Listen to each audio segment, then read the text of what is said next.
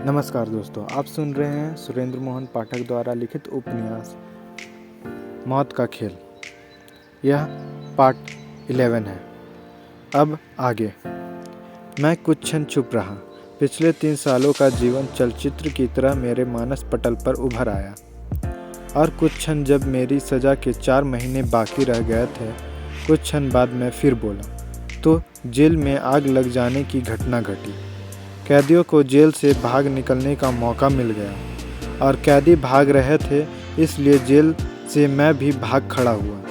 एक बार आज़ाद हो गया तो अपने आप को पुलिस की निगाहों से दूर रखने का मुझे यह कारगर तरीका सूझा कि मैं दाढ़ी मूछ और केस मुंडवा दूं और इलाहाबाद से बहुत दूर निकल जाऊं। मैंने ऐसा ही किया और तभी से मेरा जेल की ज़िंदगी से भी ज़्यादा कठिन ज़िंदगी का दौर आरंभ हो गया। मैं बीकॉम LLB हूँ, लेकिन अपने आप को शिक्षित सिद्ध नहीं कर सकता, क्योंकि शिक्षित तो सरदार सुरेंद्र सिंह सोहल था, विमल कुमार खन्ना नहीं। विमल कुमार खन्ना अपने आप को शिक्षित सिद्ध करने के लिए कोई सर्टिफिकेट पेश नहीं कर सकता था, इसलिए वह दर दर्द की ठोकरें खाता रहा। डाक खाने के सामने बैठकर 4-4 आने लेकर लोगों की मनी ऑर्डर फॉर्म भरने और चिट्ठियां लिखने से लेकर मुसाफिरों के लिए स्टैंड पर भाग भाग कर टैक्सी लाने तक मैंने सैकड़ों काम किए हैं। लेकिन इसे मेरी शराफत का तकाजा कहिए या मेरी सिंगल सिलेंडर बॉडी की कमी की भरपूर जानमारी के बाद भी मैं कभी 2 वक्त का भरपेट खाना नहीं जुटा पाया। अपनी नौकरी दी तो लगा कि अब वाहेगुरु को भी एहसास हो गया था कि मुझे बहुत सज़ा मिल चुकी थी। इसलिए हकीकत यह है कि मैं आसमान से गिरा और खजूर में अटक गया। सुरजीत की तुम्हें कोई खबर नहीं? मेरे होठों पर विषादपूर्ण मुस्कुराहट आ गई। क्या मालूम कहाँ है वह? मैं बोला, कहीं एरिक जॉनसन के मैनेजर के साथ और गबन किए 50,000 रुपये के साथ गुलछर्रे उड़ा रही होगी।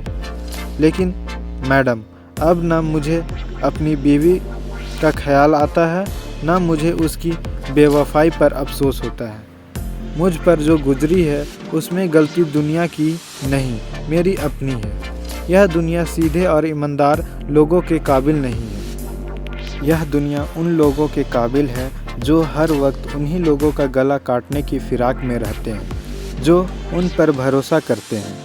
आज की दुनिया में अगर कोई आपसे गले मिलता है तो वह आप पर अपना प्यार नहीं जता रहा होता, बल्कि आपकी पीठ में ऐसा मुनासिब स्थान टटोल रहा होता है जहां छुरा आसानी से घोंपा जा सके। ज़माने की ठोकरों ने मुझे कुछ सिखाया है मैडम। अब मेरे सिद्धांत वे नहीं हैं जो कभी थे। अब मैं हर आदमी को तब तक चोर समझता हूँ जब तक कि वह अपने आप को ईमानदार साबित न कर दे। अब मुझे दुनिया की हर औरत हरजाई और बेवफा लगती है। मैं चुप हो गया। शांता भी चुप थी। फिर एकाएक वह बहुत थोड़ी विचलित दिखाई देने लगी। कई क्षण हम दोनों में से कोई कुछ नहीं बोला। फिर धीरे धीरे उसके चेहरे पर पहले जैसी कठोरता उभरने लगी। मैंने तुम्हारी जीवन कथा सुन ली, वह कठोर स्वर में बोली। अब तुम मेरी बात का जवाब दो। मेरा काम करोगे या जेल जाओगे? आप अपने इरादे से बाज नहीं आ सकती मैडम। मैं अनुयायी पूर्ण स्वर में बोला। बड़े साहब वैसे ही किसी भी क्षण प्राण त्याग सकते हैं। आप उसके खून का पाप अपने सिर क्यों लेती हैं? जहां आपने इतनी देर उनकी मौत का इंतज़ार किया है, थोड़ी देर और सही। मैं अब और इंतज़ार नहीं कर सकती, वह उफनते स्वर में बोली। मैं पिछले 4 सालों से उस अपाहिज की कैद में सड़ रही। पिछले 4 सालों का हर क्षण मैंने उसकी मौत का इंतज़ार करते हुए गुजारा है। मुझे बुढ़ा अपने आप यह दुनिया छोड़ता दिखाई नहीं देता। मुझे लग रहा है कि अगर उसे इस दुनिया से धक्का नहीं दिया गया तो वह अगले 50 साल में भी यहाँ से नहीं हिलने वाला है। 50 साल बाद मेरी निगाहों में उसकी दौलत की कीमत मिट्टी के ठिकरों जितनी भी नहीं रहेगी। और तुम मुझे उपदेश मत दो मिस्टर, तुम मेरे सवाल का 2 टूक जवाब दो। तुम मेरा काम करोगे या नहीं? नहीं करूँगा, मैं शांत स्वर में बोला। शांता का मुंह खुला रह गया। वह हैरानी से मेरा मुंह देखने लगी। शायद उसे मुझसे ऐसे जवाब की आशा नहीं थी। क्या? वह हड़बड़ाकर बोली। क्या कहा तुमने? मैंने कहा है कि मैं तुम्हारा काम नहीं करूँगा, मैं पूर्ववत शांत स्वर में बोला। अब मैं उसे आप नहीं तुम कहकर बोल रहा था, क्योंकि लेडी शांता गोकुलदास, तुम मुझे ब्लैकमेल नहीं कर सकती। ब्लैकमेल का जो हथियार तुमने मेरे खिलाफ उठाया है वह उतना मजबूत नहीं है जितना कि तुम समझ रही हो। मैं उस निरीह वृद्ध के खून से हाथ रंगकर लाख रुपए कमाने के मुकाबले में जेल जाना ज़्यादा पसंद करूँगा। मैडम, सच पूछो तो मैंने जेल में से भागकर ही गलती की थी। मेरी सज़ा के केवल 4 महीने बाकी रह गए थे और पेशेवर मुजरिम की देखा देखी झोंक में आकर मैं जेल से निकल भागा था, जो कि मेरी भारी गलती थी। जेल से भागने के स्थान पर मैं बाकी के 4 महीने जेल में काट लेता तो शायद मैं समाज में फिर से अपना स्थान बनाने में सफल हो जाता। शायद मैं लोगों को विश्वास दिलाने में सफल हो जाता कि मैं बेगुनाह था। लेकिन जेल से भागकर मैं घर का रहा न घाट का। मैडम, मेरी सिर्फ 4 महीने की सज़ा बाकी थी। अब अगर मुझे पुलिस के हवाले कर दोगी तो वे लोग मुझे फांसी पर नहीं लटका देंगे।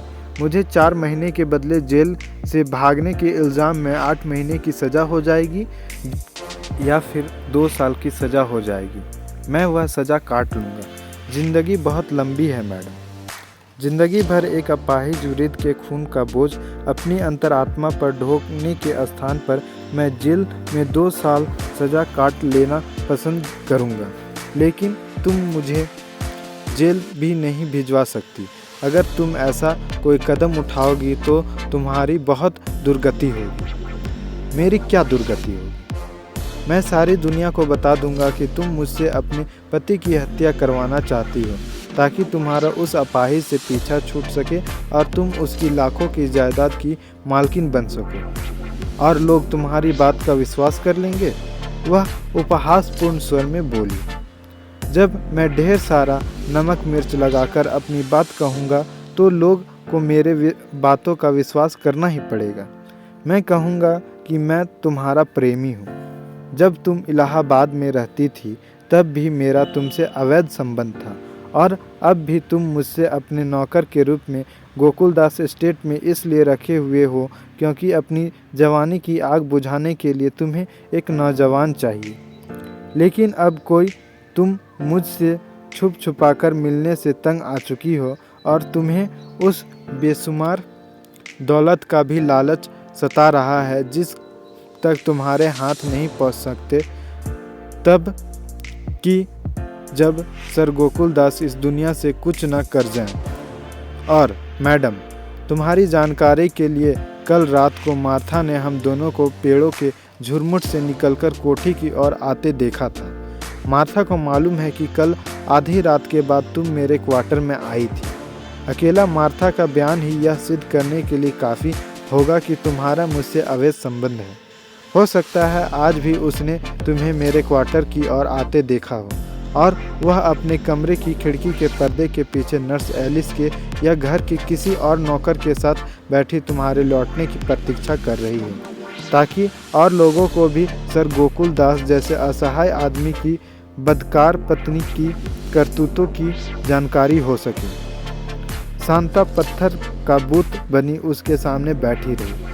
उसका चेहरा राख की तरह सफ़ेद हो गया था और यह तमाम बात मैं सर गोकुलदास को भी बता सकता हूँ। वे बोल नहीं सकते, हिल डुल नहीं सकते, इसलिए लिख नहीं सकते, लेकिन मुमकिन है कि वो कोई ऐसी तरकीब निकाल ले जिससे वे नई वसीयत तैयार करवा सके, तुम्हें अपनी जायदाद से बेदखल कर दे तथा चरित्रहीनता का आरोप लगाकर तुम्हें तलाक ही दे दे। लेडी शांता गोकुलदास, तुम मुझे क्या खाक ब्लैकमेल करोगी? उल्टे मैं चाहूँ तो तुम्हें ब्लैकमेल कर सकता हूँ। तुमने मेरे बारे में जुबान खोली तो मैं तुम्हारा पूरा बेगाड़ा गर्क करके यहाँ से जाऊँगा। लेकिन अगर तुम चुप रहोगी तो मैं चुप रहूँगा। क्या ख्याल है? सौदा मंजूर है? बड़े कमीने आदमी हो, वह सांप की तरफ फुफकारती हुई बोली। तुमसे कम कमीना हूँ लेडी शांता गोकुलदास, मैं सिर नवाकर आदरपूर्ण स्वर में बोला। वह सामने बैठी कहर भरी निगाहों से मुझे घूरती रही। मैडम, दूध का जला छाछ भी फूंक कर पीता है। मैं जिंदगी में एक औरत से भारी धोखा खा चुका हूँ। यदि मैं फिर किसी औरत से धोखा खा जाऊं तो लानत है मुझ पर। शांता अपने स्थान से उठ खड़ी हुई। एक बात और सुनती जाओ, मैं बोला। उसने खा जाने वाली निगाहों से मेरी ओर देखा। मुझे नौकरी से निकालने की इच्छा हो तो कोई बड़ा ठोस बहाना तलाश करना, छोटा मोटा आरोप नहीं चलेगा, क्योंकि यहाँ हर कोई मेरे काम से संतुष्ट है। मुझे खामखा नौकरी से जवाब दोगी तो लोग तुम पर शक करने लगेंगे, और वैसे भी मेरी जगह जो तीसरा आदमी आएगा वह बेहद शक की निगाहों से देखा जाएगा।